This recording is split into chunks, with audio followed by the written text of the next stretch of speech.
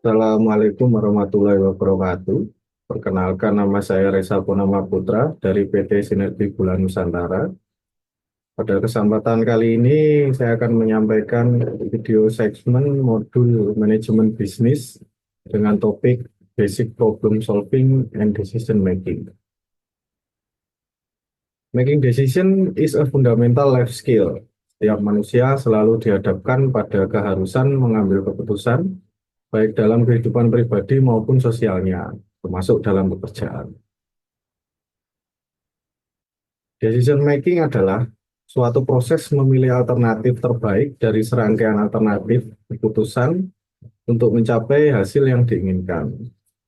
Selain itu, decision making juga dapat diartikan sebagai serangkaian tahapan yang dilakukan dalam mengidentifikasi masalah, memilih suatu alternatif, dan mengevaluasi keputusan dari informasi atau data yang diperoleh dari berbagai sumber. Decision making perspektif dapat digolongkan menjadi tiga. Yang pertama yaitu rational decision making, bounded rationality, intuitive decision making. Rational decision making adalah jenis pengambilan keputusan di mana pilihan bersifat logis dan konsisten, serta memaksimalkan nilai dalam batasan-batasan spesifik. Bounded rationality adalah pengambilan keputusan yang rasional dengan model yang disederhanakan dengan mengeluarkan hal-hal esensi dari masalah tanpa menangkap semua kompleksitasnya. Intuitive decision making adalah pembuatan keputusan berdasarkan pengalaman, perasaan, dan akumulasi pertimbangan. Faktor dalam pengambilan keputusan dibagi menjadi dua. Yang pertama yaitu perbedaan individu yang terdiri dari kepribadian, jenis kelamin, kemampuan mental, dan perbedaan budaya. Yang kedua, batasan organisasi yang terdiri dari evaluasi kinerja, sistem imbalan, peraturan baku, batasan waktu akibat sistem, dan contoh historis. Albert Einstein pernah mengungkapkan, "We cannot solve our problem with the same level of thinking that created them." Sistem adalah kumpulan unsur-unsur yang saling berhubungan, saling bergantung, saling berintegrasi dalam mencapai tujuan. Sistem sendiri dapat diartikan sebagai sesuatu yang memelihara keberadaannya dan berfungsi sebagai sebuah kesatuan melalui interaksi antar bagiannya.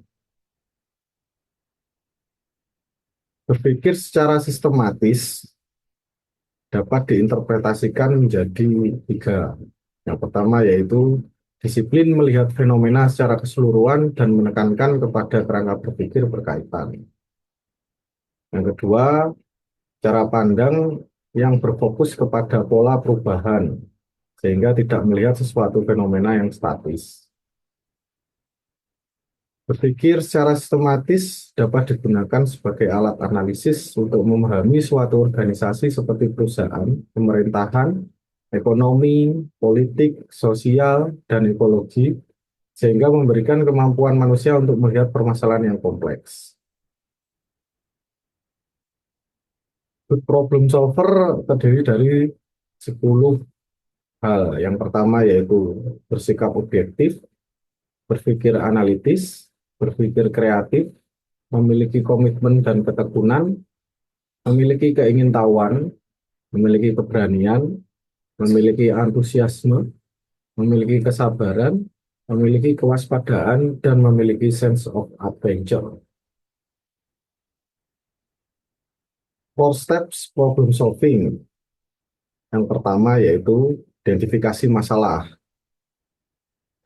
Kita untuk mengidentifikasi masalah, kita harus membuat daftar permasalahan yang spesifik.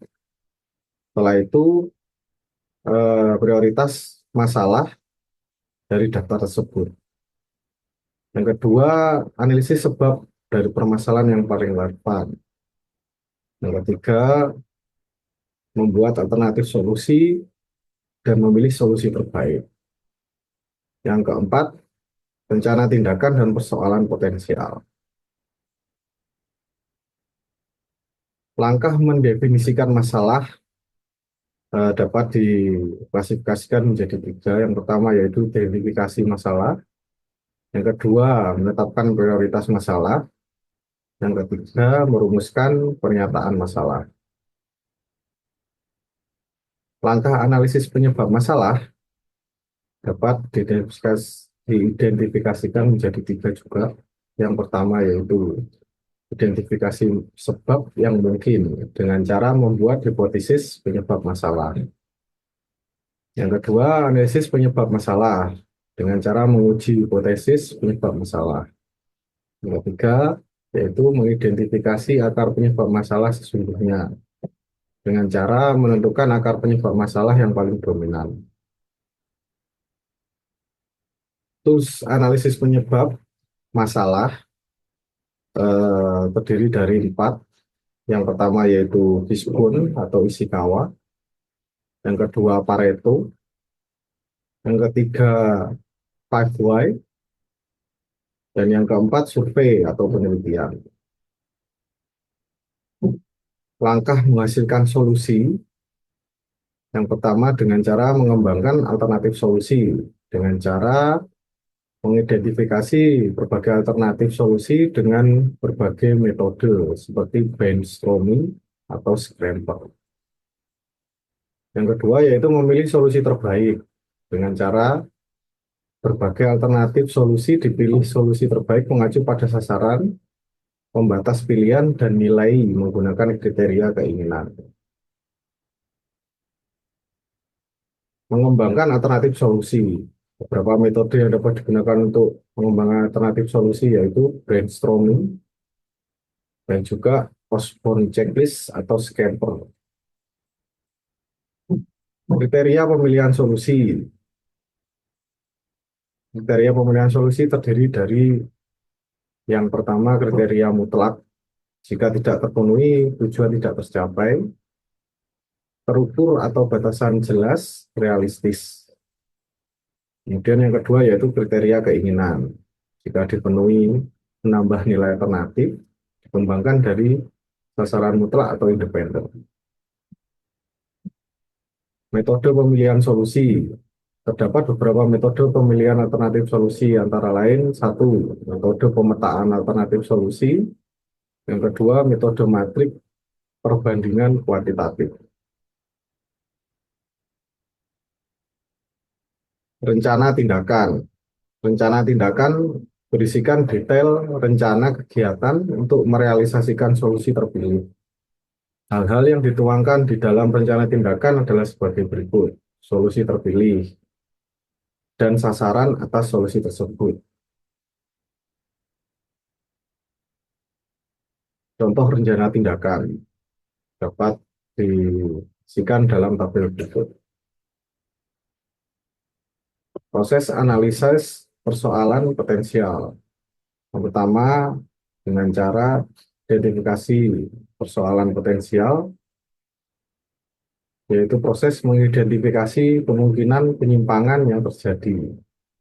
Yang kedua, kuantifikasi persoalan potensial, mengukur besaran kemungkinan terjadi kejadian penyimpangan tersebut, mengukur dampak apabila penyimpangan tersebut terjadi. Yang ketiga, penanganan. Penanganan dengan cara merencanakan tindakan pencegahan untuk mengurangi kemungkinan sebab, rencanakan tindakan penanggulangan untuk meminimalkan dampak apabila risiko terjadi. Problem solving and decision making tool dapat kita lakukan dengan contoh seperti ini. Kondisi saat ini, kita identifikasi masalahnya. Kita data seperti pada contoh slide, didapatkan atau diperoleh permasalahan 1, 2, 3, dan 4. Dari permasalahan tersebut, permasalahan mana yang paling prioritas? Dipilihlah permasalahan nomor 2 adalah permasalahan priority, maka kita bisa melanjutkan dalam tahap identifikasi penyebab. Dari permasalahan 2, dapat disimpulkan tiga penyebab, yaitu penyebab satu, dua, dan tiga. Dari tiga penyebab tersebut, dipilihlah penyebab tiga yang paling rasional. Dari penyebab tiga, kita lanjut ke alternatif pemecahan masalah. Kita buat beberapa alternatif pemecahan masalah. Seperti di contoh ada empat, alternatif satu, dua, tiga, dan empat. Dipilihlah alternatif tiga sebagai alternatif paling bagus. Kemudian dari alternatif ketiga itu dirumuskan rencana tindakan dan analisis persoalan potensial. Persoalan potensial A, B, C, dan D. Sehingga dapat diperoleh kondisi yang diharapkan.